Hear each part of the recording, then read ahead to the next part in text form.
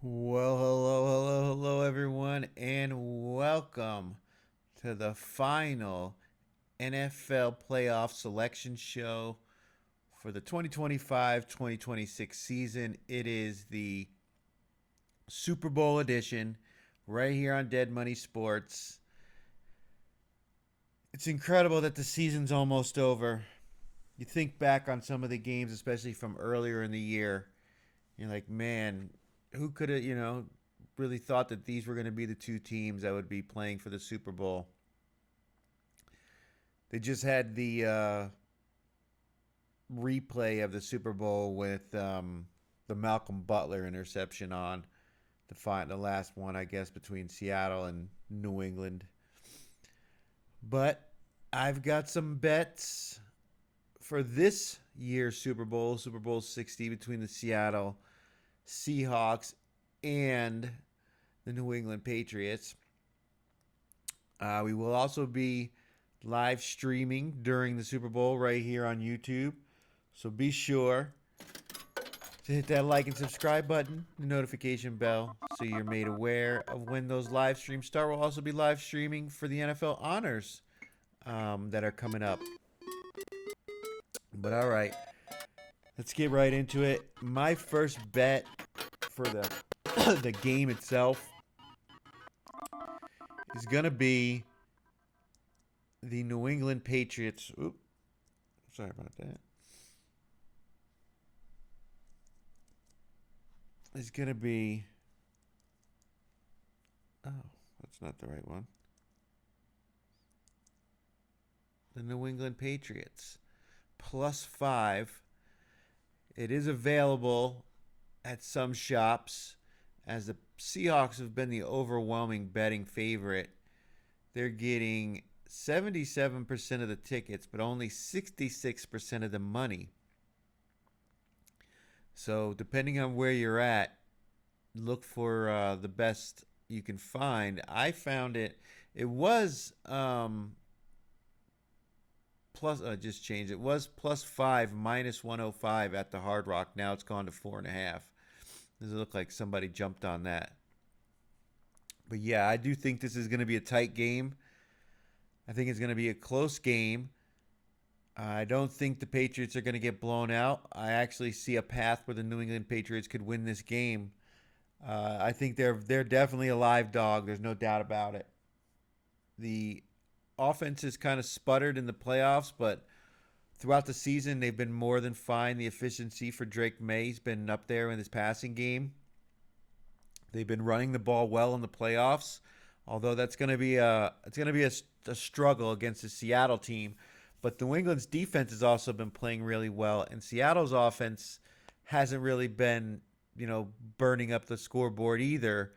They've relied more on their defense to give them easy scoring opportunities and also the special teams. But those, like the special teams, both of these teams excel in special teams. So I don't think we're going to see the kind of game-changing plays we've seen from both of these teams, from the especially like the kick return game with Rashid Shaheed for Seattle and Douglas for New England. Either one of those guys is capable of taking the ball back for a touchdown. So I don't know if we're going to even see them get an opportunity to return the ball. These coaches may just decide to not give him a chance and just give him the touchback on kickoffs at least. But they're also good at coverage on the kicking side. So I think this is going to be a close game. I said I liked Seattle to win the Super Bowl, but I got to say, the more I look at it, the more I can see a way that this New England Patriots team could potentially win this game. So I'm going to take the 5 points with New England. And I also like the first half tie. Now, this we got one in the divisional round when New England and uh, Denver went into the half tied at 7, I believe it was, after both teams missed field goals. But I think we might see that again. I think we might see another tie going into the half. And at plus 8.5 or plus 850, it's not bad to put like a quarter unit on it. That's what I did on the divisional round. Hit that. It was 8-1 for that New England Denver game to go into halftime tied. And I just think that, the Patriots and Seattle, they're both teams that have been more relying on their defense for most of the playoffs. Both coaches are good at strategizing the game, and they're not going to take risks early that put their teams in a negative situation. So I could see some punting, some field goals. Seattle's really defense is really good in the red zone, so that's another bet that we got coming up. But I just think we could certainly see this game going into halftime tied, and at plus 850, throw just a little money on it. Doesn't have to be a major bet, but I do think there's an opportunity for that to happen in this game. Now, I like the over 45. I think this is going to be a close game early, and I believe the second half is when the scoring is going to really kick in, as both teams look to make adjustments, try to capitalize on what the other team is trying to take away, and give themselves an opportunity, for some big plays. So I do think we're going to get the over. Again, this line has been moving as 84% of the tickets and 75% of the money are on the under. So this could even go down farther. I don't know how much lower it's going to get. It's holding pretty strong at 45. I've seen some 45 and a halves. But I like the over. I think, like I said, I think there's going to be points in the second half of this game. Both teams potentially could get points from their defense if there's a turnover, maybe a strip sack that gives them short field, interception, and the return that gives them a short field. We could see an interception return for a touchdown by either one of these defenses. They're both very capable. So I think that could play into the scoring in this game. So I like the over 45. I know historically betting overs in the Super Bowl is not really the way to go because everybody wants to see a high-scoring game. We've got two really good defenses in this one, but we've got two capable offenses. So I don't think they're going to be able to stop each other completely the way we saw. And, some of those other games like the Denver game, obviously the weather was a factor in that game. There could have been more points in that one. It had the weather not changed as drastically as it did throughout that game. But I think a lot of people are seeing the way the games leading up to the Super Bowl by both of these teams have been playing out, that they haven't been really high scoring. And their defense has been playing really well. They expect that to happen, but I think the defense is going to actually help get points and get this over 45. And, it's fun to root for the over in the Super Bowl. It is the final game of the year, so let's enjoy it. Again, we will be live streaming right here on YouTube. So be sure to join us. Also live streaming during the NFL Honors. Who do you like for the MVP? Leave it in the comments. I think it's going to be Matthew Stafford, but only because I think they'll give it to him because he's near the end of his career, and Drake May, he's going to have a lot of opportunities to win it going forward. But so I do like the over in this game. I expect it to, again, be high scoring in the second half, and maybe we even see some overtime. Now, as I mentioned earlier, the Seattle Seahawks defense has been really good in the red zone. And so I like this New England Patriots first score to either be a field goal or a safety. So their first scoring play for the New England Patriots will either be a field goal or a safety, not a touchdown. And it's plus 110, at least at Caesars. So I like this bet. This is a fun prop. And again, with the way Seattle's defense plays in the red zone when the field gets compressed, they like to play nickel when the field is a little bit more spread out. But once they get down to that red zone, they can take that away. And their defense is great stopping the run. So I don't think New England's going to have great opportunities to punch it in.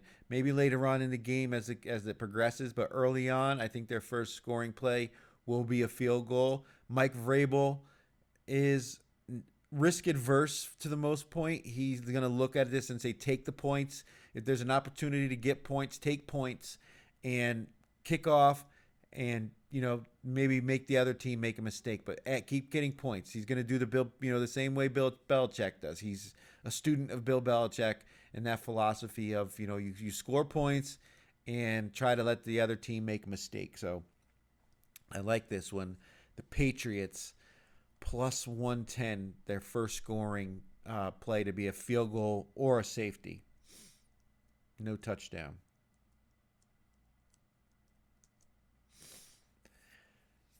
Now, this one's kind of a long shot. He did have a sack against the Rams, but he had 6 on the year. DeMarcus Lawrence to have 1.25 sacks or more, but at least over 1 sack at plus 750. I think he's going to have an opportunity because we've seen this New England offensive line struggle against good pass rush, and we've got a good pass rush with the Seattle Seahawks. They don't have to blitz. They can get pressure with their front four. I think with Williams and Byron Murphy in the middle, those defensive ends are going to have an opportunity for one-on-ones. And the fact that they like to play nickel, they've got a very good secondary. Mike McDonald's really good at scheming up game plans for the opponent that he's going to face. I think we could see Drake May hold on to the ball just a little bit longer than he has, in the past. And he's been sacked a lot. He's taken quite a few hits throughout the playoffs. He's had some turnovers.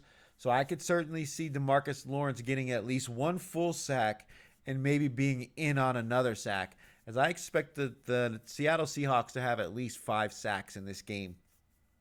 And if he creates any turnovers, we could maybe even see DeMarcus Lawrence win MVP depending on how this game plays out.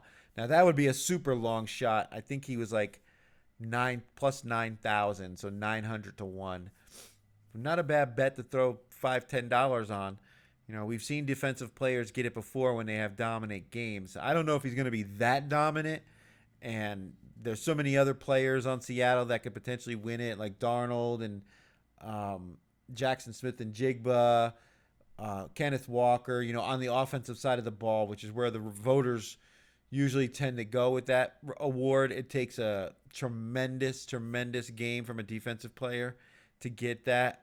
But I certainly think he's going to have an impact on this game, especially with the way that their defensive line plays, with their 2 interior guys just going to eat up those inside offensive linemen for New England and force them to either try to chip, especially on the side with Campbell where he's been struggling, which is going to leave the other side a one-on-one, and that could be where DeMarcus Lawrence lines up as he's the left defensive end.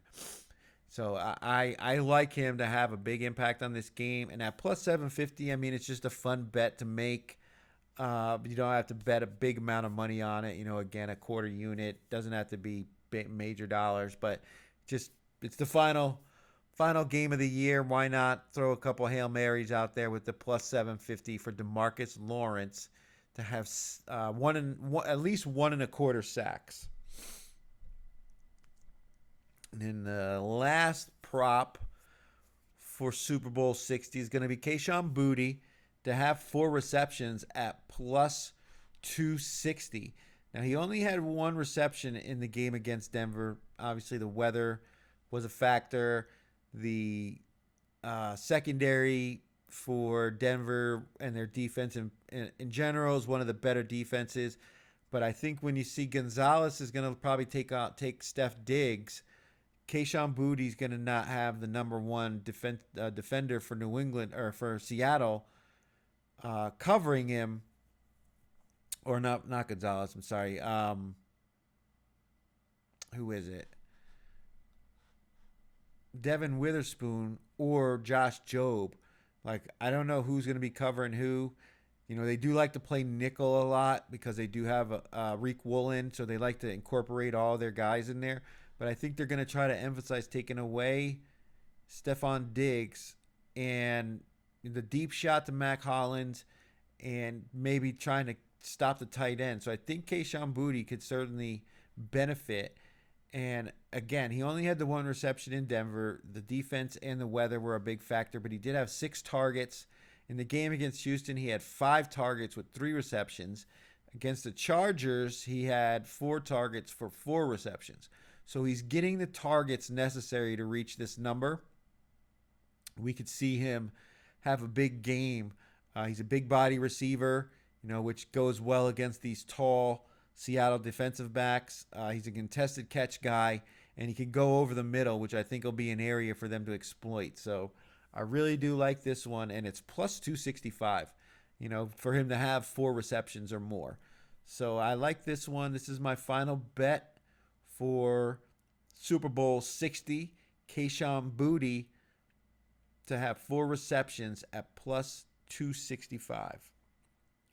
So there you have it. I want to thank everyone for joining me all year long. Let's enjoy this final game. Again, join me right here on YouTube for the live stream during the NFL Honors and during the Super Bowl, where we can sweat out all these bets together. Well, to everyone, I hope you made money this year. I hope your 2026 is starting off great. Let's enjoy the final game of the year. To everybody out there, let's make some money and take care of yourselves.